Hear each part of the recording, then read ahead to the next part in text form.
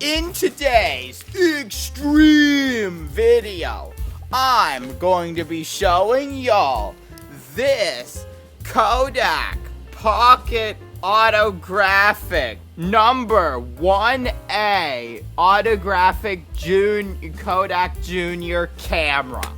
This camera is from the early 1920s. Well, technically this camera body and style was used from 1917 until 1927.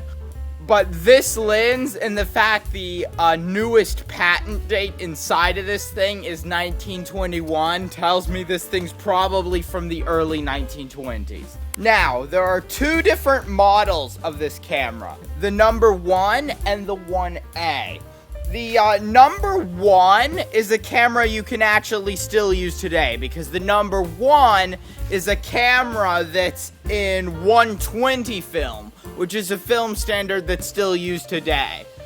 But this model is the 1A, and the 1A, it uses a weird 116 film, which they do not make anymore and hasn't really been in use in like 100 years. Also, this is an autographic camera, which means it has this door and this pin, so you could write on the back of the film. Well, it ain't writing on the back of the film. They had a special film where the backing paper would get thinned where you wrote, so it would expose what you wrote into the negative, and then it would get contact printed with the image, so you would have what you would write under the image. And it was kind of cool, but that's not really a thing anymore. So yeah. Now, a lot of y'all might be wondering why I'm even doing this video. Well, the reason is that I found this camera in a thrift store. And I went online looking for videos about this camera, and I basically found nothing. I found a few videos online about this type of camera, but pretty much all of those videos had a different lens, and most of them were about the Model 1, not the 1A. The 1A, which is what I have, is in 116 film, whereas the model number 1 is in 120 film. And as you can see, 120 film is much smaller than 116 film. Now, 120 film is still a thing today. I mean, this is a roll I shot like half a year ago. But, unfortunately, 116 film and a lot of other weird roll film standards are no longer a thing. But there's other factors that would also make this camera pretty much useless. Like the fact that the bellows on the front are completely wrecked. And I'll show you that in a second. But let's look at the back here, and you'll notice there's supposed to be a red window here. That's what you normally use to see the backing, the numbers on the backing paper of the film. The problem is, when I first got this camera, there was a red window here, but it fell out because the window was made of what I think is mica. In this part of the video, I keep saying that the red window in the back of the camera was made out of mica. But I was doing some thinking, and then I realized that it might have been something else. So I tested the parts of the red window that were left with a lighter and found out it was actually made of nitrocellulose. For context, if you don't know what nitrocellulose is, it was an early see-through plastic. But it was rarely used because it's highly flammable. And mica is really fragile. So when I was putting this back plate on that's made out of aluminum, the back plate slightly flexed because it's made out of aluminum, and the mica window just sort of turned to dust. So yeah, that's no longer there.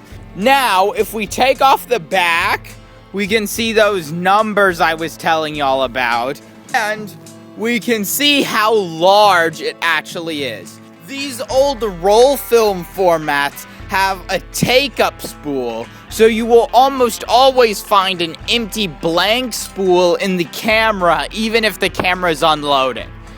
So I'm gonna take this out, and you can see it's very large. Now, for comparison, I have some 120 film, and as you can see, 120 film is much smaller. Now, for more size comparison, here's some 35mm, which is the most common type of film format still in use. And yeah, there is no comparison. Now, with it all put back together, let's flip it over and look at the front. So, in order to open this, you have to press on a tab here and pull this out. Then you pull this out. Now, I think this is an aftermarket add-on or like some sort of addition, but this camera came with a shutter release thing with the camera, and it works. So then we grab the bottom of the lens standard and pull out. And then right here, there are notches for different focusing distances. So right now, it's on 100 feet to infinite focus. And then we go further down, and the next notch is 25 feet focus. Then there's 15 foot, 10 foot, 8 foot, and 6 foot. That's the focusing distances. And for the time, having a variable focusing distance was actually a pretty nice feature, because a lot of box cameras and even some old bellows cameras did not have an adjustable focus. It was just a fixed focus on infinite, or maybe there would be an adapter that would go over the front to convert it to portrait focusing. Also on the top, we have the viewfinder. But this style of viewfinder is called a brilliant finder. That's because it's like, instead of having a normal viewfinder where you look through it directly, this style of viewfinder, which is called a brilliant finder, you look at it from the top, and it will show you a projected mirrored image of what comes out through the front, and that way you can judge what your photo looks like. Now, it has two modes for portrait and landscape, and you use this when you're doing portrait, and you use this when you're doing landscape. That's why it has this weird cross pattern, because you use this when you're doing landscape and this when you're doing portrait, and you just turn it around. These type of viewfinders are also why you see a lot of old photos that were taken from the waist. So if you ever see like an old photo and it's taken from like a waist perspective, that's because you hold this camera, this style of viewfinder, you hold the camera down and then you look in this from the top, which is why a lot of old photos are taken from the waist. Now, let's talk about the lens. Now, on this lens, you have a shutter release cable, but it's really hard to press. It technically works. Like, if I take it off, you see it works. It's just that you don't really have enough leverage where they put the screw mount for the shutter release, so it's really hard to press. So instead, using the lever is a better option. Now, you have several different shutter settings. You have 1/50th of a second, which is the fastest the shutter will go. You have 1/25th of a second. You have bulb mode, which is where you hold down the shutter, and as long as you hold it, the shutter is open. And then you have timed mode. Timed mode is very unique to these old cameras, because the film sensitivity when this camera came out was very, very low.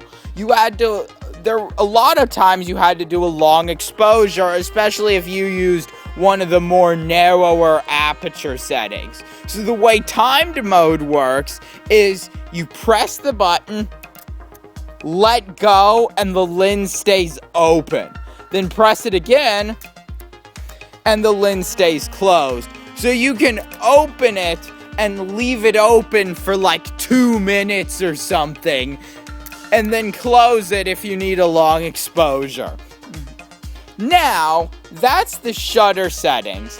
Now let's talk about the aperture settings. So this camera has a very wide range of aperture settings, from f4 to f64, which is really narrow. Now, with the front lens thing out of the way, let's talk about the bellows. Another reason that I can't really use this camera anymore, besides the film and the broken window here, is the fact that these bellows are completely wrecked. They leak light like a sieve, and they have like this black paper that's glued and taped on top of the leather bellows for extra light stopping, and that paper is just falling off. So these leak light like a sieve and don't really work anymore, probably because this thing was stored in an attic or something. Also, on this side of the camera, we have another plaque with the manufacturer name, and then we have this like metal ball thing, and whatever this is.